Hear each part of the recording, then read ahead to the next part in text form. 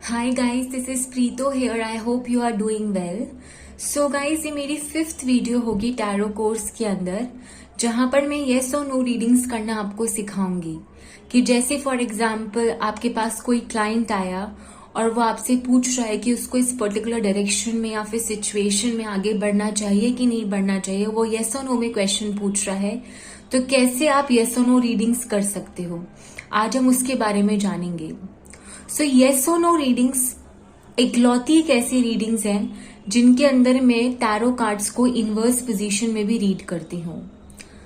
बाकी जितनी भी मैं रीडिंग्स करती हूँ, चाहे वो मेरी प्राइवेट क्लाइंट्स के लिए रीडिंग्स हो गई, चाहे मैं जो अपने चैनल के ऊपर अपलोड करती हूँ रीडिंग्स, उन सब रीडिंग्स में मैं कार्ड्स को हमेशा अपराइट पोजीशन में ही रीड करती हूँ। बट येस और नो की रीडिंग्स में, सिर्फ येस और नो की रीडिंग्स में मैं कार्ड्स को इनवर्स पोजीशन में या फिर रिवर्स पोजीशन में भी रीड करती हूँ।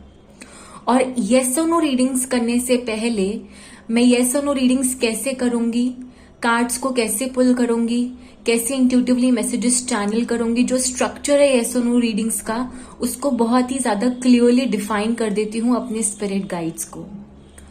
तो सबसे पहले येस और नो रीडिंग्स को करने के लिए मैं जो ऑरेकल कार्ड्स हैं उनको पुल करती हूँ। जैसे कि मेरे पास कोई क्लाइंट आया और उस क्लाइंट ने मुझसे कोई क्वेश्चन पूछा कि मुझे इस डायरेक्शन में आगे बढ़ना चाहिए कि नहीं बढ़ना चाहिए, तो उससे रिलेटेड सबसे पहले मैं कुछ ऑरेकल कार्ड्स पुल करती हूँ, जो मुझे कुछ एडिड इन्फॉर्मेशन, कुछ एडिड पिक्चर बताते हैं उस क्वेश्चन से रिलेटेड।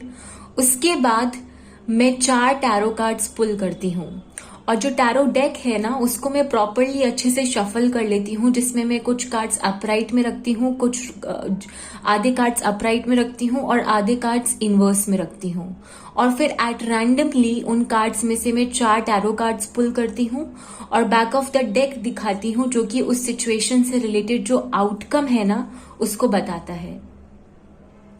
और जो टैरो कार्ड्स हैं, मैं पहले से ही डिफाइन कर देती हूँ अपने स्पिरिट गाइड्स को कि प्लीज मुझे इस तरीके से दिखाना टैरो कार्ड्स कि मैं उन टैरो कार्ड्स के मीनिंग्स को इंट्यूटिवली पिक कर कर एक स्टोरी के फॉर्म में अपने क्लाइंट को उसका मैसेज दे सकूं कि उसको इस डायरेक्शन में जाना चाहिए या फिर नहीं जाना चाहिए।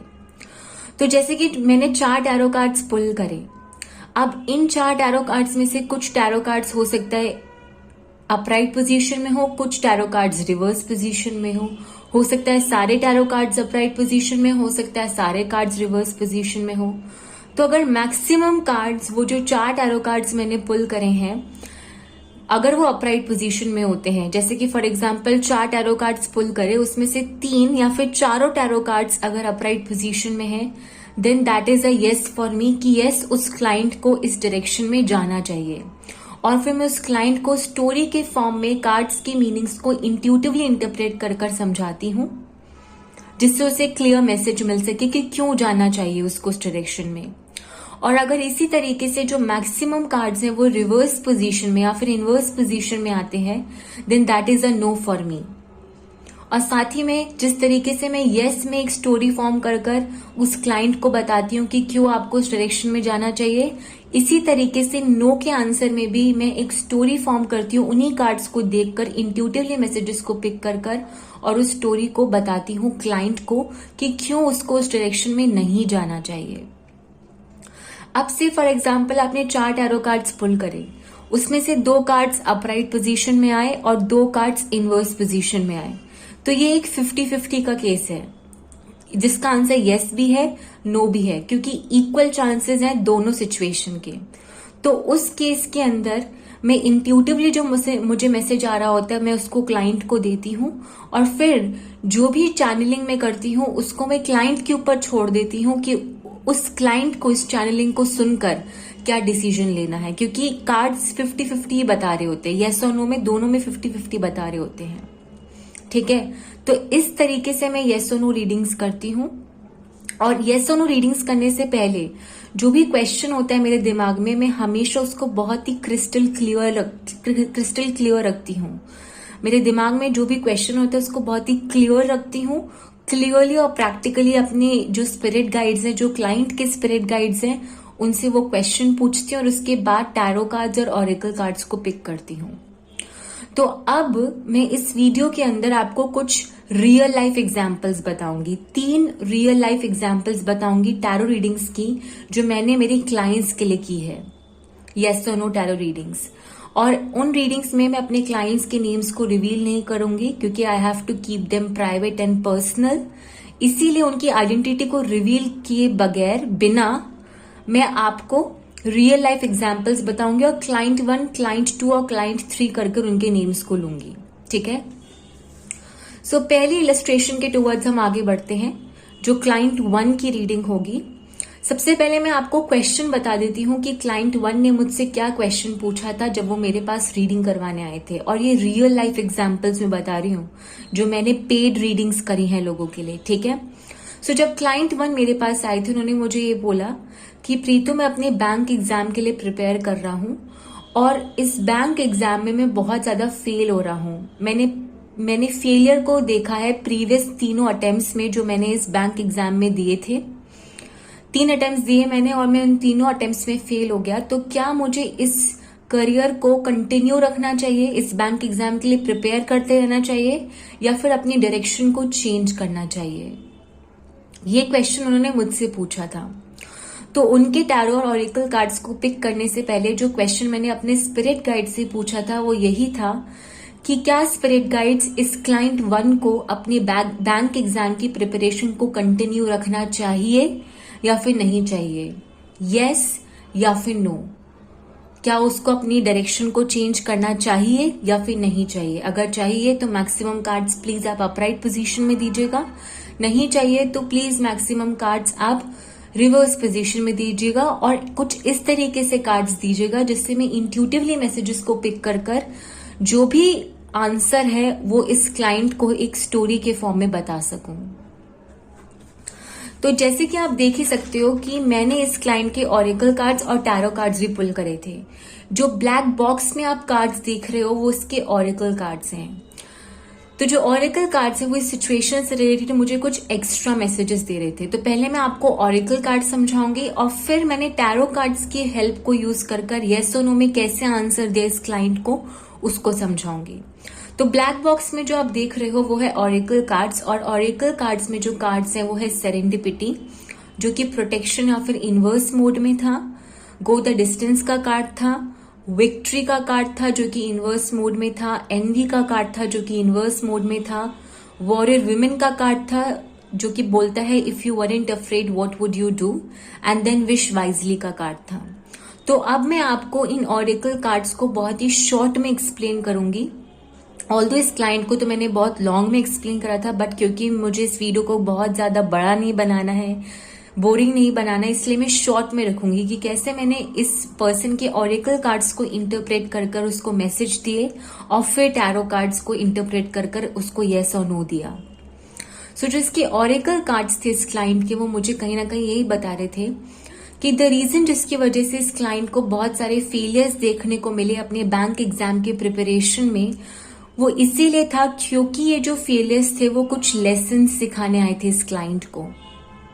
हो सकता है इस क्लाइंट को अपनी प्रिपरेशन में कोई चेंजेस लेकर आने हैं, कोई नई स्ट्रैटेजी को यूज करना है, या फिर कुछ अच्छे मटेरियल्स को यूज करना है, या फिर फोकस तरीके से हार्डवर्क करना है, या फिर डिसिप्लिन रहना है। कोई ना कोई चीज ये क्लाइंट सही तरीके से नहीं कर रहा था जिसकी वजह से उसको फेलियर देखने को मिल रहा था, और कुछ चेंज लेकर आना है उसको अपनी प्रिपरेशन के अंदर जिससे वो सक्सेस अचीव कर सके। मे भी हो सकता है वो जिस तरीके से क्वेश्चन सॉल्व करता है इस पेपर के अंदर उसको डिफरेंटली करना है, या फिर इसी तरीके के मल्टीपल एग्जाम्स देने हैं जिससे कोई ना कोई एक एग्जाम तो क्रैक हो जाए।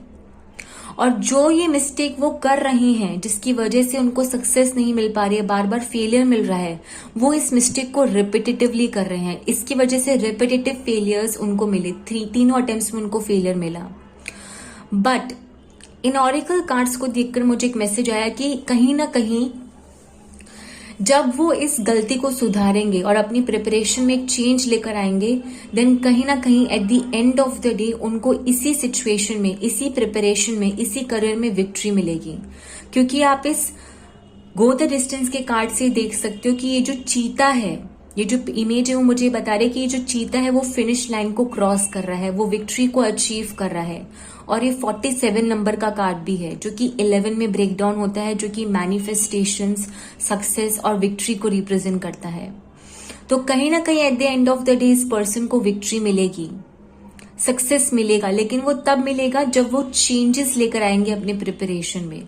कोई चीज वो गलत कर रहे हैं जिसकी वजह से उनको सक्सेस नहीं मिल पा रही है, जिसकी वजह से उनको बार बार फेलियर मिल रहा है। और ये जो भी फेलियर्स हैं, ये जो भी फ्लक्चुएशंस हैं, these are all part of the process. ये जो फेलियर्स है वो कहीं ना कहीं उनकी लाइफ के अंदर, उनकी जर्नी के अंदर इसीलिए आए हैं क्योंकि ये फेलियर्स, ये डिफिकल्टीज, ये चैलेंजेस उनको कुछ लेसन सिखाना चाहते हैं। बट उनको यही गाइडेंस दी जा रही है कि अपने हार्डवर्क पे सेल्फ डाउट मत करो, खुद पर सेल्फ डाउट मत करो। हो सकता है वो उन्होंने बहुत ही ज्यादा अटैचमेंट क्रिएट कर लिया है अपने आउटकम से कि नहीं, उनको तो सक्सेस ही चाहिए, जिसकी वजह से एक फियर डेवलप हो गया है कि अगर सक्सेस नहीं मिलेगी तो क्या होगा, लोग बाग वापस से मेरा मजाक उड़ाएंगे। तो उनको ये बात समझने की जरूरत है कि कहीं ना कहीं हमको हमारी लाइफ के अंदर हमेशा इंस्टेंट ग्रेटिफिकेशन नहीं मिलता। हमको हो सकता है बहुत टाइम तक हार्डवर्क करना पड़ता है, डिसिप्लिन रखना पड़ता है, फोकस रखना पड़ता है, गिव अप नहीं करना होता, अपनी स्ट्रैटेजीज को चेंज करना होता है, तब जाकर हमको सक्सेस मिलती है।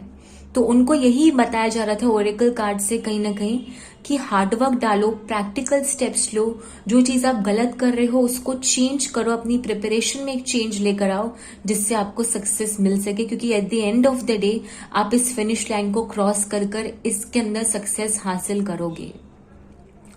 और जैसे कि आप इनके टैरो कार्ड्स भी देख सकते हो, जो कि मैंने रेड बॉक्स में हाईलाइट करे हैं, जो कि मैंने येस और नो के लिए पुल करे थे, जिनमें किंग ऑफ कप्स का कार्ड है, 8 ऑफ सॉर्ड्स का कार्ड है, 8 ऑफ कप्स का कार्ड है, क्वीन ऑफ वॉन्ड्स का कार्ड है, जो कि सारे अपराइट पोजीशन में है, और back of the deck 6 of wands का कार्ड है जो कि अपराइट पोजीशन में है।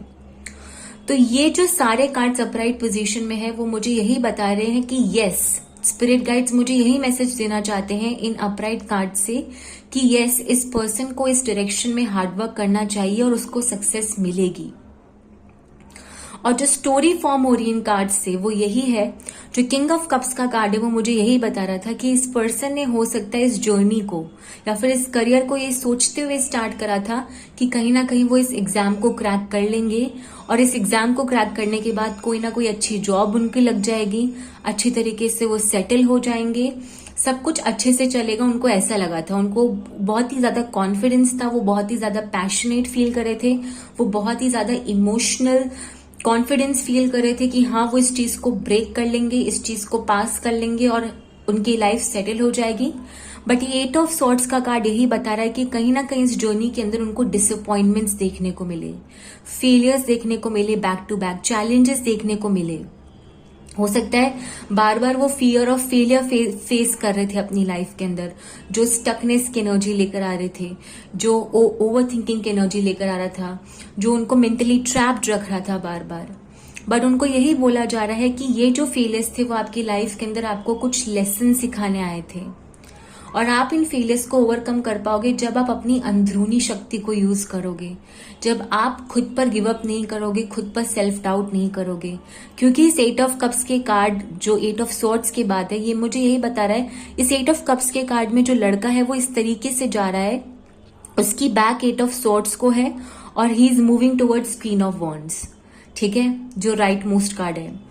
तो ये कार्ड बेसिकली, ये इमेज मुझे यही बता रही है कि आप इस सैडनेस, इस स्टक एनर्जी से, इस 8 ऑफ सॉर्ड्स की एनर्जी से मूव अवे करोगे। ये जो क्लाइंट है वो मूव अवे करेगा और वो अपनी लाइफ के अंदर वापस से कॉन्फिडेंस और पैशन के टुवर्ड्स जाएगा। वो इस स्टक और स्ट्रेस की एनर्जी से बाहर आएगा क्योंकि उसे कहीं ना कहीं कुछ क्लैरिटी देखने को मिलेगी, कोई पॉजिटिविटी देखने को मिलेगी।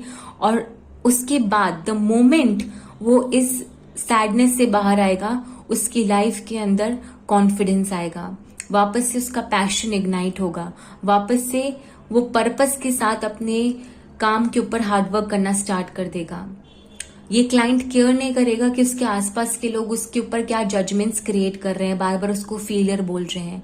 वो अपनी पर्सनल पावर में आएगा, वो मेहनत करेगा, वो कॉन्फिडेंट रहेगा, और तब जाकर जो आउटकम निकलेगा वो है 6 ऑफ वॉन्ड्स। और 6 ऑफ वॉन्ड्स का कार्ड जैसे कि हम सब जानते हैं विक्ट्री, सक्सेस, अबंडेंस को रिप्रेजेंट करता है। लोग बाग आपको रिकॉग्नाइज करेंगे आपके एफर्ट्स के लिए। At the end of the day ये जर्नी सक्सेसफुल रहेगी इस क्लाइंट के लिए। तो इस क्लाइंट को प्रिपरेशन कंटिन्यूड रखनी चाहिए क्योंकि इसमें सक्सेस मिलेगी। बट कोई चीज है जो वो गलत कर रहे हैं बार बार, जिसकी वजह से उनको फेलियर मिल रहा है और उस चीज को चेंज करने की जरूरत है उनको, जिससे वो अपनी लाइफ के अंदर सक्सेस के टुवर्ड्स आगे बढ़ सके। तो ये था गाइस फर्स्ट इलस्ट्रेशन, जहां पर मैंने रियल लाइफ एग्जाम्पल आपको दिया, जहां पर क्लाइंट ने मुझसे पूछा था कि उसको आगे बढ़ना चाहिए कि नहीं बढ़ना चाहिए।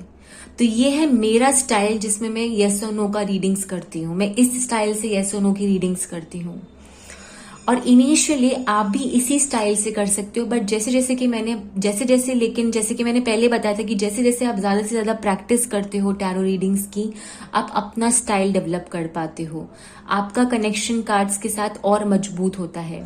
तो स्टार्टिंग में जब आप येस और नो रीडिंग्स कर रहे हो तो आप इस तरीके से कर सकते हो और धीरे धीरे आप अपना स्टाइल डेवलप कर पाओगे, अपनी इंट्यूशन डेवलप कर पाओगे और अपनी तरीके से अपनी रीडिंग्स करोगे। मैं आपको सेकेंड इलस्ट्रेशन भी देती हूँ इसके अंदर।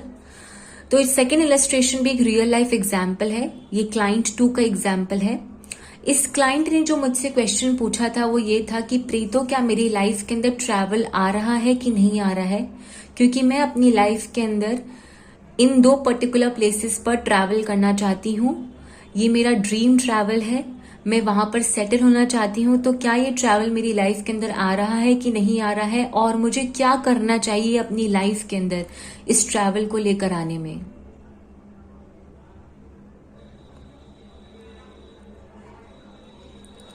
इससे रिलेटेड जो मैंने क्वेश्चन था अपने स्पिरिट गाइड से वो यही पूछा था। जब मैं ऑरेकल कार्ड्स पुल कर रही थी तो मैंने जो क्वेश्चन था वो ये था कि इस क्लाइंट को क्या करना चाहिए अपनी लाइफ के अंदर ट्रैवल को लेकर आने के लिए, अपनी ड्रीम ट्रैवल को लेकर आने के लिए। तो उससे रिलेटेड जो मैंने ऑरेकल कार्ड्स पुल किए थे वो है नो प्लेस लाइक होम, जो कि इनवर्स मोड में था, विमेन होल्डिंग अ कॉइन। जो एनिमल स्पिरिट था वो है mouse spirit which talks about tend to the small things and find balance का कार्ड। और मैंने जो टैरो कार्ड्स थे उससे रिलेटेड जो क्वेश्चन पूछा था वो ये था कि क्या इस क्लाइंट की लाइफ के अंदर ट्रैवल आ भी रहा है या फिर नहीं आ रहा है।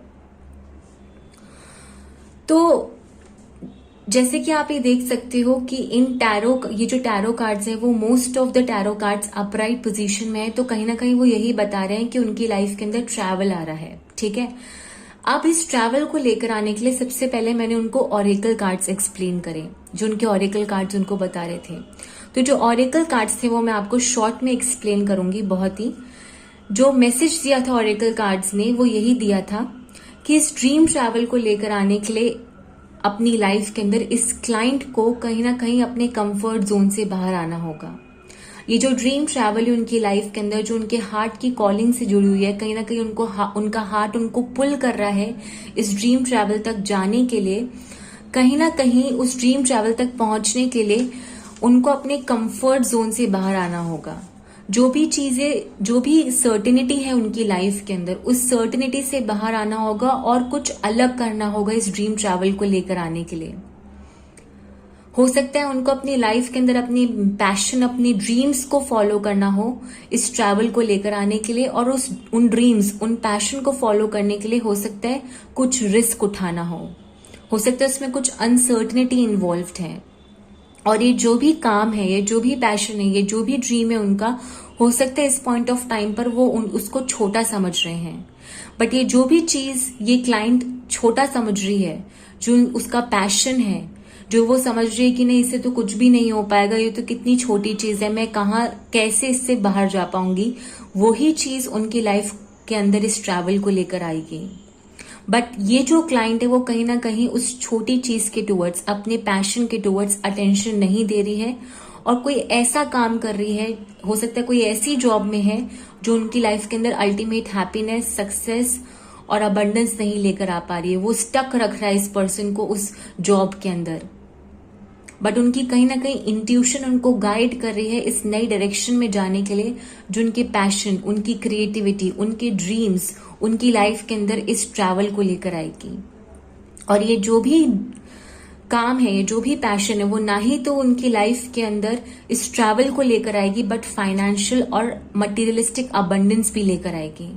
हो सकता है वो कुछ ऐसे लोगों से इस जर्नी के अंदर मिले इस काम को करते करते, जो उनको हेल्प करे इस ट्रैवल तक पहुंचाने में। हो सकता है वो अपनी सोल ट्राइब, सोल फैमिली से मिले इस जर्नी के दौरान, जो उनकी लाइफ में इस जो उनकी लाइफ के अंदर इस ट्रैवल को लेकर आए।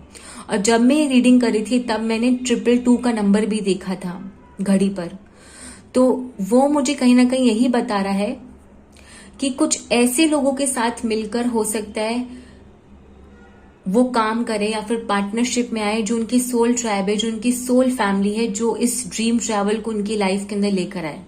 बट हो सकता है इस ड्रीम ट्रैवल तक पहुंचने के लिए उनको अपनी लाइफ के अंदर एक बड़ा चॉइस भी लेना हो, एक बड़ी डिसीजन भी लेनी हो उस ड्रीम ट्रैवल तक पहुंचने के लिए। और ये जो ऑरेकल कार्ड्स थे वो कहीं ना कहीं उनको ये भी बता रहे थे कि जितना ज्यादा आप इस ड्रीम को, इस पैशन को प्रोक्रेस्टिनेट करोगे, जितना ज्यादा जिस चीज को आप छोटा समझ रहे हो उस पर एक्शन लेने में आप प्रोक्रेस्टिनेट करोगे, डिले करोगे, उतना ज्यादा ही आपका जो ट्रैवल है वो डिले होगा और प्रोक्रेस्टिनेट होगा। तो चॉइस आपके हाथ में है, क्योंकि आपको कुछ ना कुछ रिस्की करना होगा, अनसर्टेन करना होगा इस अपनी लाइफ के अंदर कुछ नई चीज लेकर आने के लिए। क्योंकि कहीं ना कहीं with this card of find balance also आपकी एनर्जी अपने अलग काम में, जो आपकी लाइफ में सेटिस्फैक्शन नहीं लेकर आती, बस आप रोबोट के जैसे काम करते जा रहे हो, उसमें इन्वेस्टेड है, जिसकी वजह से आप इस चीज को नेग्लेक्ट कर रहे हो जो आपकी लाइफ में इस ड्रीम ट्रैवल को लेकर आएगा। So you have to take a decision कि आपको इस ड्रीम ट्रैवल तक पहुंचने के लिए अपने इस पैशन के ऊपर, जिसको आप छोटा समझ रहे हो, उस पर एक्शन लेना है या फिर नहीं लेना है। और जो टैरो कार्ड्स थे उसमें है 9 of swords, 3 of pentacles, page of wands जो कि रिवर्स पोजीशन में था, क्वीन ऑफ कप्स और back of the deck world का कार्ड था जो कि अपराइट पोजीशन में था। तो इन चारों टैरो कार्ड्स में जो 3 टैरो कार्ड्स थे वो अपराइट पोजीशन में थे। तो क्योंकि maximum tarot cards upright position में थे, तो that means it's a yes कि इस पर्सन की लाइफ के अंदर ट्रैवल आएगा। और मोस्ट इंपॉर्टेंट चीज जो है वो ये है कि इस पर्सन के फाइनल आउटकम में वर्ल्ड का कार्ड है, और वर्ल्ड का कार्ड एक मेजर आर्काना का कार्ड है जो कि ट्रैवल को रिप्रेजेंट करता है टैरो में। सो ट्रैवल आना इनकी लाइफ के अंदर निश्चित है। और जो स्टोरी फॉर्म हो रही थी वो यही है कि इस डायरेक्शन में आगे बढ़ने के लिए हो सकता है जो जर्नी है वो इस तरीके से स्टार्ट हो कि आप एंजाइटी फील करो। हो सकता है ये जो चीज जिसको आप छोटी समझ रहे हो, इस पैशन, इस ड्रीम पर एक्शन लेने में आप थोड़ा सा एंजाइटी फील करो, आप थोड़ा सा रेजिस्टेंट फील करो। आप हो सकता है ओवर थिंकिंग की एनर्जी में चले जाओ, जहां पर आप रेस्टलेस फील करो, स्टक फील करो, स्टेगनेंट फील करो, रातों को ठीक से सो ना पाओ, क्योंकि आपको लगे कि ये चीज कैसे मैनिफेस्ट होगी ट्रैवल में, ये चीज इतनी छोटी है, इस चीज को मैं कैसे स्टार्ट करूं, क्या इस चीज में पॉजिटिव रिजल्ट्स आएंगे भी कि नहीं आएंगे, क्या लोग बाग मुझे एक्सेप्ट करेंगे इस करियर के साथ या फिर इस चीज के साथ या फिर नहीं। तो ये जो जर्नी है ट्रैवल की वो कुछ एंजाइटी, ओवर थिंकिंग और रेस्टलेसनेस से स्टार्ट हो गई। बट क्योंकि ये 3 ऑफ पेंटिकल्स का card women holding a coin के नीचे ही है, तो ये कार्ड मुझे कहीं ना कहीं यही बता रहा था कि इस क्लाइंट की लाइफ में कुछ हेल्पफुल लोग भी आएंगे, हेल्पफुल असिस्टेंस भी आएगी, कुछ हेल्पफुल लोग आएंगे, सोल ट्राइब, सोल फैमिली आएगी।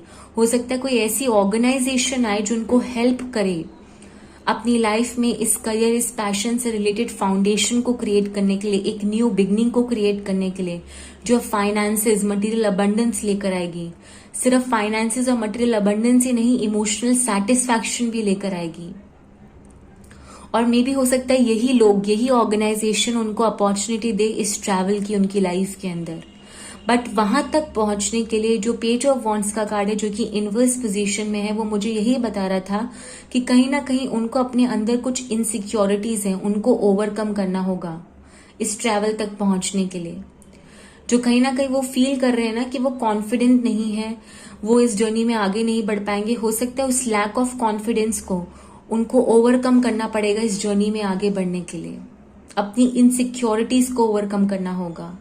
एंड क्वीन ऑफ कप्स का कार्ड, पेज ऑफ वॉन्ड्स के कार्ड के बाद मुझे यही बता रहा है कि वो अपनी इनसिक्योरिटीज को ओवरकम कर अपने ऊपर विश्वास दिखाकर, अपने सेल्फ डाउट को ओवरकम कर वो अपनी इमोशनल सेटिस्फैक्शन, अपनी हार्ट की कॉलिंग, अपने हार्ट के डिजायर के टुवर्ड्स आगे बढ़ेंगे।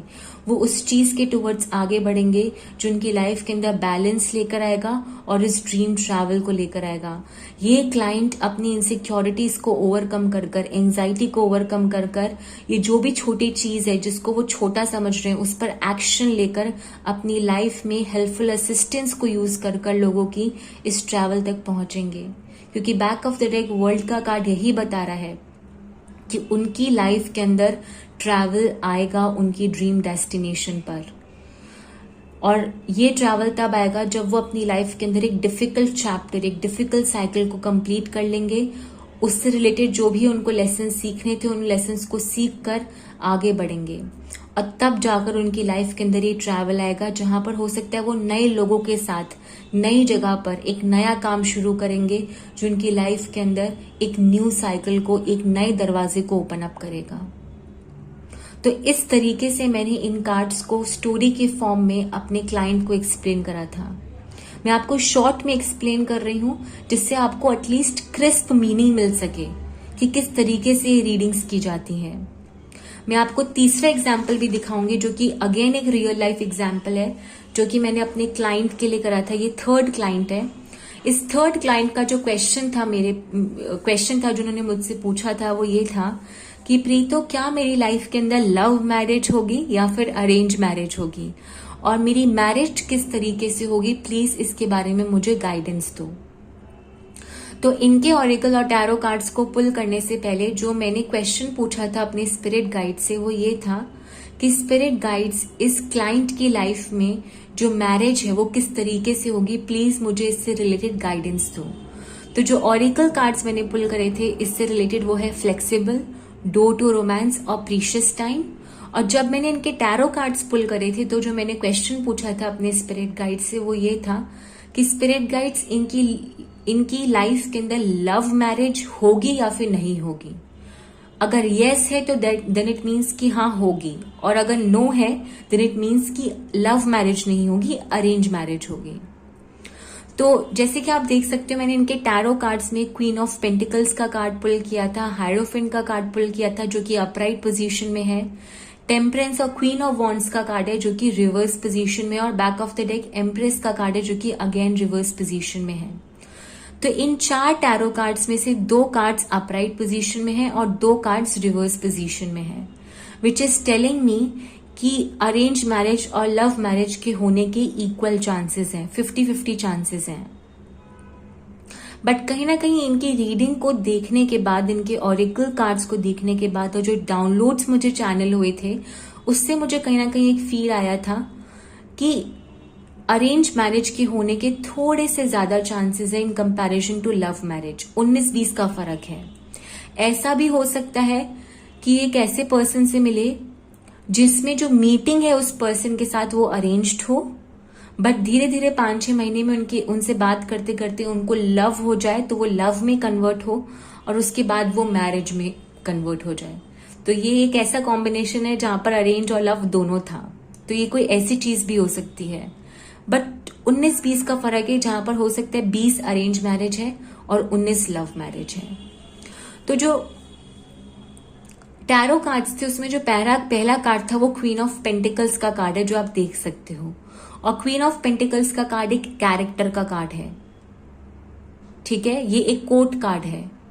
तो क्योंकि ये पर्सन मेल थे जिन्होंने मुझसे पूछा था और ऑफ कोर्स ये किसी फीमेल से शादी करना चाहते थे, तो क्वीन ऑफ पेंटिकल्स कहीं ना कहीं मुझे उनकी वाइफ बता रहा था, उनकी वाइफ को डिस्क्राइब कर रहा था ये क्वीन ऑफ पेंटिकल्स का कार्ड, क्योंकि क्वीन ऑफ पेंटिकल्स के कार्ड के बाद हायरोफेंट का कार्ड है और हायरोफेंट का कार्ड मैरिज को बताता है। तो मैरिज से पहले जो क्वीन ऑफ पेंटिकल्स का कार्ड है वो कहीं ना कहीं मुझे उनकी वाइफ को डिस्क्राइब कर रहा था। ठीक है, सो सबसे पहले मैं आपको बताऊंगी कि उनकी मैरिज किस तरीके से होगी, मतलब मैरिज में किस किस तरीके के वो इमोशंस फील करेंगे, जो मैंने क्वेश्चन पूछा था ऑरेकल कार्ड को पिक करने से पहले, मैं उससे रिलेटेड आपको एक शॉर्ट में बता देती हूँ कि क्या गाइडेंस आई थी with all of these cards of flexible, door to romance और प्रीशियस टाइम। सो ये ऑरेकल कार्ड्स जो मुझे मैसेज दे रहे थे वो यही थे कि इस पर्सन को अपनी लाइफ के अंदर कहीं ना कहीं अपनी मैरिज में फ्लेक्सिबल रहना होगा। क्योंकि कई बार क्या होता है ना, जब हम सिंगल होते हैं, जब हम इंडिपेंडेंट होते हैं, जब हमारी लाइफ के अंदर कोई पर्सन नहीं होता, हम बहुत फ्री महसूस करते हैं। हमको किसी पर्सन के साथ कोई कॉम्प्रोमाइज नहीं करना होता, एडजस्टमेंट नहीं करने होते। मे बी हम इतने ज्यादा एक्सपीरियंस भी ना हो in terms of understanding the emotions of the other person. हम अपने ही दुनिया में होते, right. We do not care कि सामने वाला क्या सोच रहा है, क्योंकि हम सिंगल होते हैं। बट जब हम किसी पर्सन के साथ मैरिज में आते हैं तो हो सकता है हमको उस मैरिज में कॉम्प्रोमाइज करना हो, एडजस्टमेंट्स करने हो। वो मैरिज हो सकता है हमको कुछ लेसन सिखाए। तो हमेशा हमको हमारी मैरिज में कहीं ना कहीं रिजिडिटी नहीं रखनी चाहिए, फ्लेक्सिबल रहना चाहिए। और इस पर्सन को भी यही गाइडेंस दी जा रही थी with this card of flexible, कि अपनी थिंकिंग को रिजिड मत रखना, फ्लेक्सिबल रखना।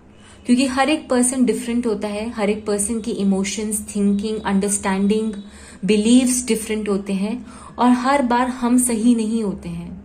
कई बार हमारे और दूसरे पर्सन के बीच में कुछ कॉन्फ्लिक्ट हो सकता है, थिंकिंग में डिफरेंस आ सकता है, तो कभी कभी हमें कॉम्प्रोमाइज और एडजस्ट करना होता है। और ये कार्ड मुझे यही बता रहा था कि इस पर्सन को हो सकता है कॉम्प्रोमाइज और एडजस्ट करना हो इस पर्सन के साथ, जो भी पर्सन के साथ जिनके भी साथ इनकी मैरिज होने वाली है। और हो सकता है जिनके साथ इनकी मैरिज होगी वो पर्सन इनके टाइप का नहीं है, वो हो सकता है उनके ऑपोजिट हो। कई बार हम अपनी लाइफ के अंदर कुछ ऐसे लोगों से मिलते हैं जिनसे मिलने के बाद हमको ऐसा लगता है कि नहीं, ये तो हमारी टाइप का ही है, क्योंकि इसकी थिंकिंग, इसकी बिलीफ, इसकी इमोशंस मेरे इमोशंस और मेरी थिंकिंग से मैच करते, तो कहीं ना कहीं मेरी टाइप का है। बट हो सकता है इस क्लाइंट की लाइफ में एक ऐसा पर्सन आए जो उनकी टाइप का ना हो, उनसे ऑपोजिट हो, and that is why opposite attracts. ये कोई ऐसा पर्सन हो सकता है जो इस क्लाइंट की थिंकिंग को चेंज करे, जो इस क्लाइंट ने अपनी थिंकिंग बना रखी है ना कि एक लाइफ पार्टनर ऐसा ही होना चाहिए, ये थिंकिंग होनी चाहिए इस लाइफ पार्टनर की, ये इमोशंस होने चाहिए इस लाइफ पार्टनर में। ये पर्सन जिनके साथ इनकी मैरिज होगी, ये पर्सन हो सकता है ये जो बिलीफ सिस्टम है इस क्लाइंट के अंदर दिमाग में, उसको ब्रेक करे। इसीलिए जो मैरिज है वो स्पिरिचुअल ग्रोथ इस पर्सन की लाइफ के अंदर लेकर आएगी, और इसीलिए उनको बोला जा रहा है कि फ्लेक्सिबल रहो, रिजिड मत रहो। और जब ये पर्सन इस लड़की को जो उनकी लाइफ में एज अ पार्टनर आएगी, जब वो उस पर्सन की बिहेवियर को, इमोशंस को समझने लगेंगे, तब उनकी लाइफ के अंदर ये जो डोर टू रोमांस है वो ओपन होगा। इस अनकंडीशनल लव का जो डोर है वो ओपन अप होगा। तब वो इस पर्सन के साथ डीपर लेवल पर कनेक्ट हो पाएंगे, स्पिरिचुअल लेवल पर कनेक्ट हो पाएंगे। और वो तभी होगा जब वो अपनी ईगो को हटाकर इस पर्सन को एक्सेप्ट करे एज इट इज, उनकी इमोशंस को समझे और कॉम्प्रोमाइज और एडजस्ट करे। और ये प्रीशियस टाइम का कार्ड मुझे ये बता रहा था कि ये जो भी टाइम ये क्लाइंट इस पर्सन के साथ बिताएंगे वो बहुत ही अनमोल और प्रीशियस होगा इस क्लाइंट के लिए। ऐसा हो सकता है ये क्लाइंट 1 घंटा 2 घंटा बात करे इस लड़की के साथ, बट उनको ऐसा लगे कि नहीं, उन्होंने तो 15-20 मिनट ही बात करी है, तो टाइमलेस हो जाएगा इनके लिए टाइम जब वो इस पर्सन से मिलेंगे। बट कहीं ना कहीं एडजस्टमेंट्स और फ्लेक्सिबिलिटी का एक मैसेज आ रहा था इनके ऑरेकल कार्ड से। अब बात करते हैं इनके टैरो कार्ड्स की। तो जैसे कि मैंने बताया कि क्वीन ऑफ पेंटिकल्स का कार्ड इस लड़की को, उनके पार्टनर को डिस्क्राइब कर रहा था। तो क्वीन ऑफ पेंटिकल्स मुझे कहीं ना कहीं यही बता रहा था कि जो भी पार्टनर उनकी लाइफ के अंदर आएगी वो बहुत ही सिंपल होगी, नॉर्मल होगी, जिस तरीके से क्वीन ऑफ पेंटिकल्स होती है, बैलेंस्ड होगी, पीसफुल होगी और बहुत ही अबंडेंट और इंडिपेंडेंट होगी। हो सकता है वो कोई जॉब करती हो, कोई काम करती हो, कोई बिजनेस चलाती हो, अपने पर्पस को फॉलो करती हो, जिसकी वजह से वो इंडिपेंडेंट हो। उसको पता होगा कि वर्क लाइफ बैलेंस कैसे किया जाता है, अपने घर और गृहस्थी को कैसे चलाया जाता है अपने काम के साथ साथ, तो इमोशनल नीड्स को कैसे बैलेंस किया जाता है मटेरियलिस्टिक नीड्स के साथ, फाइनेंशियल नीड्स के साथ, वो इस लड़की को पता होगा। और क्योंकि जब मैं रीडिंग कर रही थी तो तब बारिश हो रही थी, और क्योंकि क्वीन ऑफ पेंटिकल्स नेचर को पसंद भी करती है, तो कहीं ना कहीं इस लड़की को नेचर पसंद होगा। नेचर हो सकता है कहीं ना कहीं इस लड़की को हीलिंग में हेल्प करे। हो सकता है ये लड़की कुछ स्पेसिफिक एनिमल्स रखना पसंद करती हो, और जिस तरीके से क्वीन ऑफ पेंटिकल्स ट्रेडिशंस को फॉलो करती है, कहीं ना कहीं ये जो लड़की इनकी लाइफ के अंदर आएगी वो बहुत ही ज्यादा ट्रेडिशनल होगी, पूजा पाठ धर्म को फॉलो करेगी, और बहुत ही ग्राउंडिंग एनर्जी इस क्लाइंट की लाइफ के अंदर लेकर आएगी। पेशेंस की एनर्जी, ग्राउंडेड एनर्जी, ठहरने की एनर्जी को इस क्लाइंट की लाइफ के अंदर लेकर आएगी। और इसी लड़की से with this card of hierophant इस क्लाइंट की मैरिज होगी।